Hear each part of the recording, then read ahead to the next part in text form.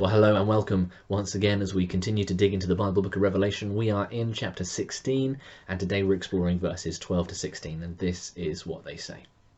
The sixth angel poured out his bowl on the great river Euphrates, and its water was dried up to prepare the way for the kings from the east. Then I saw three impure spirits that looked like frogs. They came out of the mouth of the dragon, out of the mouth of the beast, and out of the mouth of the false prophet. They are demonic spirits that perform signs, and they go out to the kings of the whole world to gather them for battle on the great day of God Almighty. Look, I come like a thief. Blessed is the one who stays awake and remains clothed, so as not to go naked and to be shamefully exposed. Then they gather the kings together to the place that in Hebrew is called Armageddon. So we've arrived at the sixth bowl, and the bowls are God's wrath being poured out on the earth. And the sixth in the series of sevens in Revelation generally points to things that are happening at the end of the age. At that time, perhaps just before the final judgment, when Jesus Christ appears again in the fullness of his glory. Well, this is the bowl is being poured out, whilst speaking into the context of the Christians at the time. It also thrusts us forward then, this sixth bowl, to when God's good and just judgment will be made known at the end of time, end of this age. Once again, in this short passage, there's a whole host of Old Testament references and metaphors that we need to grasp if we were to understand what is going on and what John is telling us about what he sees and hears. We start with the river Euphrates being dried up to prepare the way for the kings from the east. Now this is patterned after both the drying up of the Red Sea in Exodus, the book in the Old Testament, so that the Israelites could cross, but the Egyptian army, the enemies of God there, would be destroyed in judgment. And it's also the judgment of God against the Babylonians. The Babylonians were used by God to judge his own people, the Israelites, God's people, who started worshipping other gods who weren't really gods, the idols.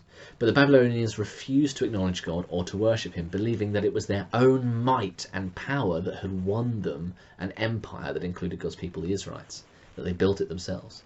And so bound up in the judgment on God's own people was a promise from God that they would be redeemed, and that those who took them into slavery, the Babylonians, would themselves be judged. And this happened when Cyrus rose up as king of Persia, and he diverted the river Euphrates so that his army could walk across shallow waters to defeat the Babylonians unexpectedly. This sense of the Euphrates being dried up. The victory for Cyrus there led to the Israelites being released in the end from captivity and returning to Israel. So John, following the Old Testament prophets, uses Babylon as a kind of universal type of evil empire. All that is against God and his Messiah Jesus and the people of God, the church.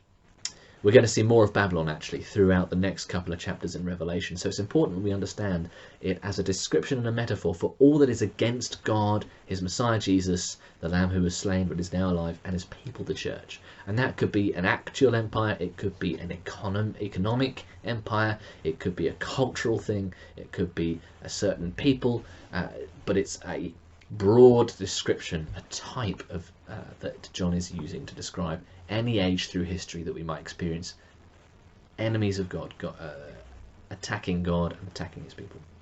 So throughout the ages then, Babylon stands for all that is evil.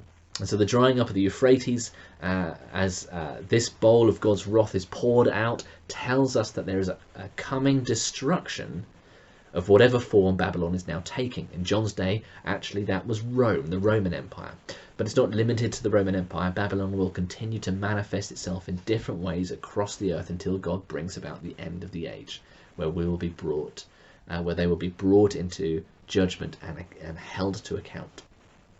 So the kings of the earth are the ones who come over the dried up river, and it seems like they're under control of Satan actually, and his messengers. That's what the frogs coming out of the mouth of the dragon, the beast, and the false prophet are all about.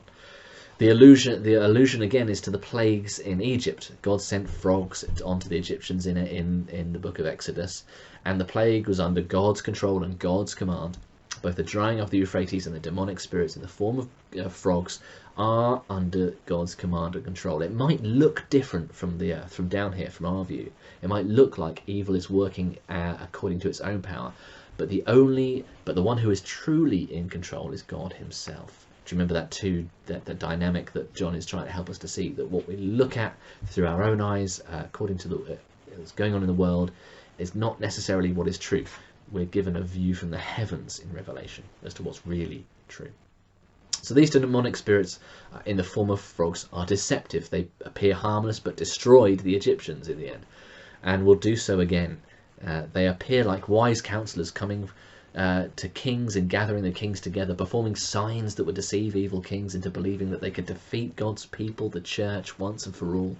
In the Exodus, the plague of frogs affected the king of Egypt first, but was also one that the Pharaoh's magicians could replicate, suggesting, again, deception.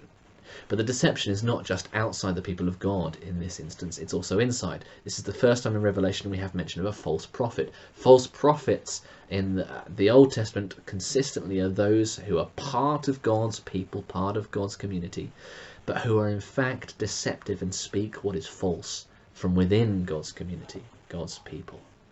These things all combine, so that it seems to be an unstoppable force of evil gathering against God and his Messiah Jesus and the people of God, his church. And that there are even those inside the church that desire to deceive God's people, they make it look like there's just no hope at all. But the demonic frogs only ever do their bidding at the command of God, and it is God who initiates this, the pouring of the bowl of his wrath on the earth. And therefore we see again this view from the heavens that is different from the view from the world. Where everything in our world looks like chaos and disaster, we're called to hold on to hope as Jesus' people, as his church, by looking to Jesus the Messiah and remaining faithful to him. And that's the purpose of the strange interlude in verse 15 of our reading. I come like a thief in the night, be ready. This is Jesus, of course, and he said this already in the Gospels, that when he returns it will be unexpected, and that we, his people, must be ready. And how are we to be ready? We're to stay awake and keep our clothes on. Here are things to do with being aware of the truth that God is sovereign, and that the Lamb who was slain is now alive and is King of the heavens and the earth, and that no matter what plague or war or suffering or persecution or temptation takes place, that is still true. And we must remain faithful to Jesus. Again and again we're called in Revelation to remain faithful to Jesus. That's one of the overarching messages. No matter what is happening in the world, stay faithful to Jesus, or else we risk being exposed in shame that is akin to nakedness. Another call amidst the chaos to have faith in Christ Jesus. Then, of course, the kings are gathered together in Armageddon. At Armageddon. This is another place in Revelation where there is so much misunderstanding as to that has taken place that we need to really be really clear. John, as he does with Babylon, picks up Armageddon from the Old Testament and universalizes it, turns it into a metaphor and a descriptor of a universal thing. It's in no way is history leading to a literal time where the kings of the earth will literally be gathered at a place called Armageddon, attacking the people of God literally in Jerusalem. That is simply not what Revelation is teaching us. That is a misunderstanding. Armageddon is literally translated the Mount of Megiddo, but there is no mountain at Megiddo. There is a small hill, but the Hebrew word that we have here doesn't translate as hill, it means mountain. So something else is going on here. Megiddo is actually the site for other battles in the Old Testament, one between Barak and Sisera in the book of Judges, chapter 5, where the judge Deborah, along with Barak, lead the Israelite army into battle against Sisera's army. Sisera's army was massive, huge. Israel's wasn't. And again, it's there. The Battle of Megiddo is another battle between Josiah, the king of Judah, and Pharaoh Necho of Egypt in 2 Kings chapter 23, another book in the Old Testament. Both these battles, in both of them, the people of God won against all odds. So Megiddo became a proverb in Israel, a place where Israel defeats an enemy of overwhelmingly greater power because God is on their side fighting for them. Add in another passage from the Old Testament, from the prophet Zechariah, chapter 12, verses 1 to 14. The only other place where the Bible mentions Megiddo as appearing as a future-looking prophecy where God destroys all his enemies, the ungodly and the evil nations.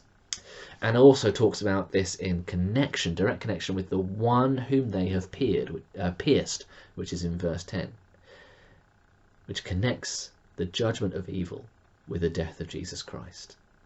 As ever in Revelation, it is the Lamb who was slain but is now alive, who is victorious over all evil, who instigates the beginning of the end. Here we are 2,000 years later, after the beginning of the end, which was started with Jesus Christ's resurrection and his ascension to be with his Father. And we're far closer to the end than they were.